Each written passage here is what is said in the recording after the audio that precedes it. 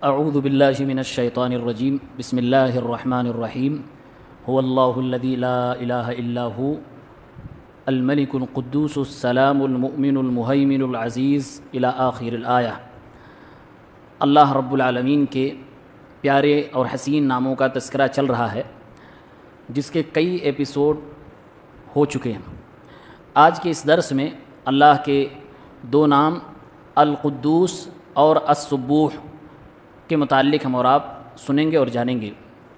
اللہ کا نام القدوس قرآن مجید میں صرف 2 بار آیا ہے، الملک القدوس السلام، اور اللہ کا یہ دوسرا نام السبوح یہ قرآن میں نہیں ہے، البتہ حدیث میں موجود ہے۔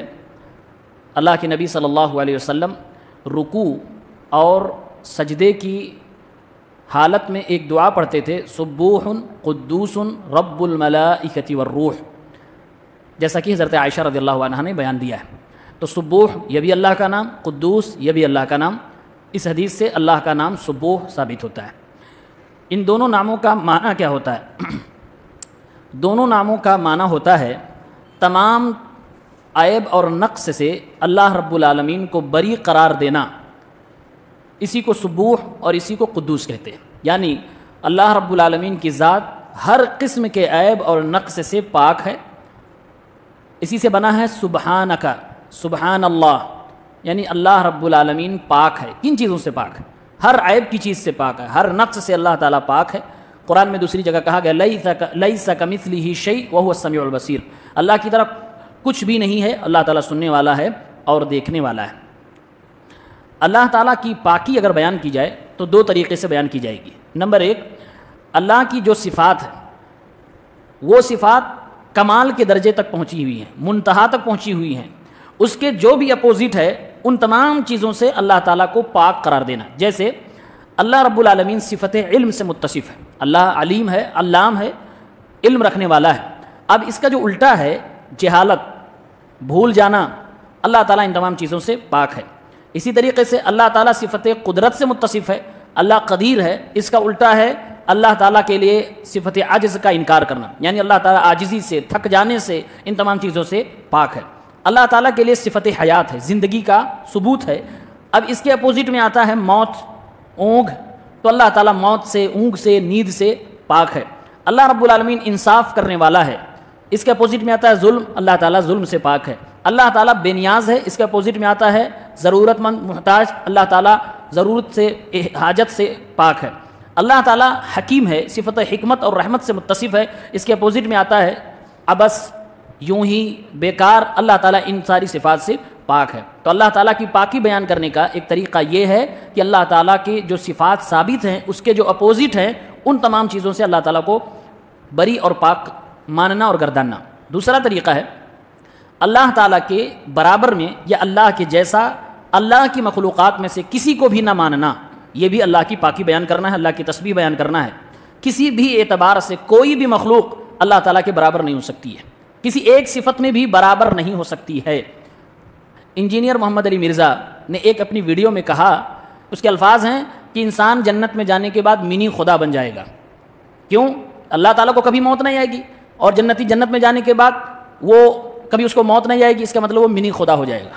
اس جاہل کو اللہ تعالیٰ کے اسماء و صفات کا علم نہیں ہے، ورنہ اس طرح کے جملے اپنی زبان پہ ہرگز نہ لاتا۔ اللہ تعالیٰ کی مماثل کسی بندے کو، مخلوق کو کسی بھی طرح نہیں دیا جا سکتا۔ وہ زندگی جو جنتیوں کو ملے گی وہ دینے والا کون ہے؟ اللہ رب العالمین ہے۔ اب اس زندگی کو اللہ تعالیٰ کی حیات کے مشابہ قرار دے کر اس کو منی خدا، چھوٹا خدا مان لینا، یہ سراسر شرک ہے، گمراہی ہے، اس بندے کو اس سے توبہ کرنی چاہیے۔ مخلوقات کتنی بھی بڑی ہو جائے، کتنی بھی شریف ہو جائے، جتنی بلندی پہ پہنچ سکتی ہے پہنچ جائے، لیکن اللہ رب العالمین کے قریب بھی کسی صفت میں نہیں پہنچ سکتی ہے۔ ابن تیمیہ رحمہ اللہ فرماتے ہیں اللہ تعالیٰ کی تسبیح اور پاکی بیان کرنا مطلب اللہ کو ہر عیب سے بری قرار دینا، اور اللہ تعالیٰ کی ان تعریفات کو بیان کرنا جو اللہ نے اپنے لیے بیان کی ہیں۔ تو اللہ تعالیٰ کی تسبیح بیان کرنے میں کیا کیا چیز آتی ہیں؟ ایک تو عیب اور نقص سے اللہ کو پاک کرنا، اور پھر اللہ کی تعریف بیان کرنا، اللہ کی تکبیر بیان کرنا، اللہ رب العالمین کو عبادت میں، ذات میں، اسماء و صفات میں ایک ماننا و جاننا، یہ ساری چیزیں تسبیح کہلاتی ہیں۔ آج ہم اور آپ کہتے ہیں فسبح بحمد ربک، اللہ کا حکم ہے کہ اپنے رب کی تعریف کے ذریعے اپنے رب کی پاکی بیان کرو. آپ سے کہا جائے اللہ کی پاکی بیان کرو تو کیا پاکی بیان کرتے ہیں؟ سبحان اللہ، اس کے لیے کلمہ ہے. لیکن پاکی میں کیا کیا چیزیں آتی ہیں؟ ابن تیمیہ رحمہ اللہ کا قول ہے کہ تمام عیب اور نقص سے اللہ کو پاک ماننا، اس کی تعریف کرنا، یہ بھی اللہ کی پاکی بیان کرنا ہے. بہت سارے لوگ سمجھتے ہیں کہ تعریف کرنا پاکی بیان کرنا نہیں، وہ الگ چیز ہے. نہیں، تعریف کرنا بھی اللہ کی پاکی بیان کرنا ہے، بلکہ توحید کو بیان کرنا بھی اللہ کی پاکی بیان کرنا ہے. اس سے معلوم یہ ہوا کہ بہت سارے اہل بدعت ہیں جو اللہ تعالیٰ کی صفات کا انکار کرتے ہیں، اور انکار کرنے کے بعد وہ دعویٰ کرتے ہیں کہ ہم اللہ رب العالمین کی پاکی بیان کرتے ہیں. اس کی مثال اگر اپنے ماحول میں دیکھنا چاہیں، آپ کسی مسلمان سے جو اللہ کو ہر جگہ مانتا، اس سے جب کہیں کہ اللہ رب العالمین کہاں ہے، عرش کے اوپر مستوی ہے، یا اس سے سوال کریں اللہ کہاں ہے، تو فوراً وہ جواب گھماتے ہوئے کہے گا اللہ تعالیٰ جہت سے، مکان سے پاک ہے. یہ پاکی بیان کر رہا. وہ اہل بدعت اللہ کی صفات کا انکار کرتے ہیں، جیسے اللہ تعالیٰ عرش کے اوپر مستوی ہے، یہ اللہ کی ایک صفت ہے. اللہ تعالیٰ بلندی کی طرف ہے، اللہ صفت علو سے متصف ہے، یہ اللہ کی ایک صفت ہے. ان صفات کا وہ انکار کرتے ہیں. اللہ رب العالمین کا ہاتھ ہے، اس کا وہ انکار کرتے ہیں. اللہ کا قدم ہے، اس کا انکار کرتے ہیں. اللہ کا چہرہ، اس کا انکار کرتے ہیں. ان ساری صفات کا انکار کریں گے، اور دعویٰ ان کا کیا ہے کہ اللہ تعالیٰ نے کہا کہ میری تسبیح بیان کرو، یعنی میری پاکی بیان کرو. تو اللہ تعالیٰ ہاتھ سے پاک ہے، اللہ تعالیٰ چہرے سے پاک ہے، اللہ تعالیٰ جسم سے پاک ہے، اللہ رب العالمین مکان سے پاک ہے، جگہ سے پاک ہے. تو دلیل میں وہ اللہ کی پاکی بیان کرتے ہیں، جبکہ یہ بات غلط ہے، ان کی یہ گمراہی ہے. اسی لیے ابن تیمیہ رحمہ اللہ نے فرمایا کہ تسبیح یعنی پاکی بیان کرنا صرف یہ نہیں ہے کہ عیب اور نقص سے اللہ کو پاک کر دینا اور بری کر دینا، اس میں یہ بھی شامل ہے کہ جو چیزیں ثابت ہے اس کو بیان کیا جائے، جو چیزیں اللہ نے بتا دی اپنے بارے میں اس کو بتایا جائے. یہ بھی اللہ کی تسبیح کے اندر داخل ہے. جیسے کہ ابن رجب رحمہ اللہ فسبح بحمد ربک، یہ قرآن کی آیت کی تفسیر میں کہتے ہیں اے سبحہ بما حمد بہ نفسہ، یعنی اللہ تعالیٰ کی پاکی بیان کرو اس چیز کے ذریعے سے جس سے اللہ تعالیٰ نے اپنی تعریف کی ہے. کہتے ہیں اذ لیس کل تسبیح بمحمود، کیونکہ ہر پاکی بیان کرنے کا انداز تعریف کے قابل نہیں ہے. کیونکہ معتزلہ تسبیح کا سہارا لے کر بہت ساری صفات کا انکار کر جاتے ہیں.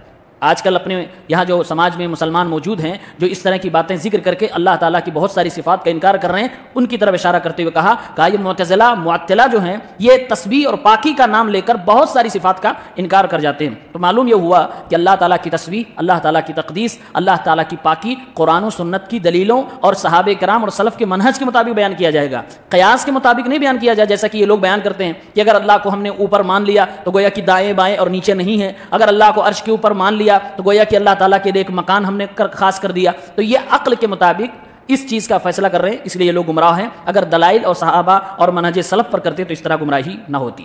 اللہ کی جو تسبیح ہے اس کو بیان کرنا بہت بڑی عبادت ہے. صحیح بخاری کے سب سے آخری حدیث ہے، اللہ کے نبی صلی اللہ علیہ وسلم نے فرمایا کلمتان خفیفتان علی اللسان ثقیلتان فی المیزان، دو کلمے جو کہ زبان پر بولنے کے اعتبار سے بڑے ہلکے لیکن میزان پر بہت بھاری بھرکم کلمے ہیں، سبحان اللہ و بحمدہ سبحان اللہ العظیم.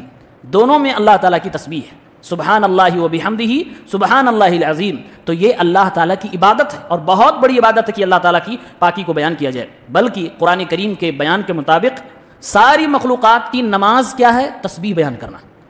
ساری مخلوقات کی نماز اللہ کی تسبیح بیان کر رہا ہے. اللہ نے قرآن میں کہا ہے تسبح لہ السماوات السبع والارض، اللہ تعالیٰ کی پاکی اور تسبیح بیان کرتی ہیں تمام مخلوقات. کون کون؟ السماوات السبع، ساتوں آسمان، والارض اور زمین، ومن فیہن اور ساتوں آسمانوں اور زمینوں میں جو بھی مخلوقات ہیں سب اللہ کی تسبیح بیان کر رہے ہیں. وَإِن مِّن شَيْءٍ إِلَّا يُسَبِّحُ بِحَمْدِهِ، جو بھی چیز ہے، جو بھی مخلوق ہے، ساری مخلوق اللہ تعالیٰ کی تسبیح بیان کر رہے ہیں. وَلَٰكِن لَا تَفْقَهُونَ تَسْبِيحَهُ، لیکن تم ان کی تسبیح، ان کی نماز کو، ان کی عبادت کو نہیں سمجھ رہے ہو. إِنَّهُ كَانَ حَلِيمًا غَفُورًا، رب العالمین بردبار ہے اور معاف کرنے والا ہے. بلکہ اللہ کے نبی کی ایک حدیث ہے جسے امام احمد نے اپنی مسند نے اور امام بخاری نے الادب المفرد میں نقل فرمایا ہے کہ تسبیح کی بدولت انسان کو روزیاں ملتی ہیں. تسبیح کی بدولت انسان کو روزیاں ملتی ہیں. فرمایا اللہ کے نبی نے فَإِنَّهَا صَلَاةُ كُلِّ شَيْءٍ، یہ تسبیح ہر چیز کی نماز ہے. ہر مخلوق کی نماز کیا ہے؟ تسبیح بیان کرنا. وَبِهَا يُرْزَقُ الْخَلْقُ، اور تسبیح کی بدولت مخلوقات کو روزی بھی دی جاتی ہے. ایک آخری بات، بہت سارے لوگ اللہ تعالیٰ کی جب ذکر کرتے ہیں تو اللہ اللہ اللہ کہتے رہتے ہیں. صرف ایک ورڈ اللہ اللہ اللہ یہ قرآن و سنت میں کہیں ثابت نہیں ہے، بلکہ یہ اذکار میں سے ہے ہی نہیں. اونلی ون ورڈ اللہ یہ اذکار میں سے نہیں ہے. اذکار میں سے کیا ہے؟ اس کے ساتھ میں الحمدللہ، سبحان اللہ، لا الہ الا اللہ، اللہ اکبر، اس کے ساتھ کچھ نہ کچھ ہوگا. صرف اللہ پورے قرآن و سنت کھنگال ڈالیے، کہیں بھی اذکار میں اس کا تذکرہ نہیں ملتا ہے. اس لیے ہمارے علماء نے، اسلاف نے یہ بیان کیا ہے کہ صرف اللہ اللہ یہ صوفیوں کی ایجاد ہے. جو صوفی ازم کو ماننے والے ہیں، جو طریقت اور شریعت، دو طرح سے شریعت کو بانٹتے ہیں اسلام کو، وہ جب اپنی خاص عبادت بدعت والی کرتے ہیں تو اللہ اللہ اللہ کہتے رہتے ہیں. یہ ان کی ایجاد کردہ ذکر ہے، یہ اسلام کا بنایا ہوا بتایا ہوا ذکر نہیں ہے. لہٰذا جب اللہ کی ہمیں بڑائی بیان کرنی ہو، ذکر کرنا ہو، اللہ تعالیٰ کی تسبیح بیان کرنی ہو، تو صرف اللہ اللہ نہیں کہنا ہے. ہمیں سبحان اللہ، الحمدللہ، اللہ اکبر، لا الہ الا اللہ، اس طرح کے اذکار ہمیں کرنے ہیں اور بتانے ہیں، یہ اپنی زبان پر لانے ہیں. اللہ تعالیٰ سے دعا ہے رب العالمین ہم سب کو اسماء حسنہ کی کما حقہ سمجھ عطا فرمائے. آمین یا رب العالمین. السلام علیکم.